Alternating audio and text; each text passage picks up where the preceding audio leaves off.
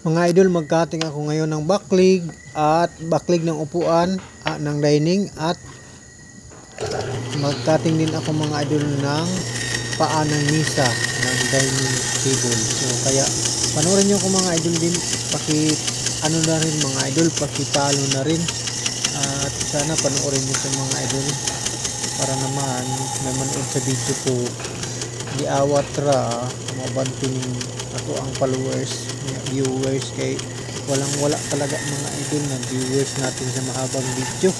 Ayan, ginawa ko to para makita nyo kung paano mag-cutting ng backlig ng upuan at header ng upuan, at saka yung design sa paa ng misa. So kaya panoorin nyo mga idol hanggang dulo yun, at panoorin nyo ng mga idol yun na yun.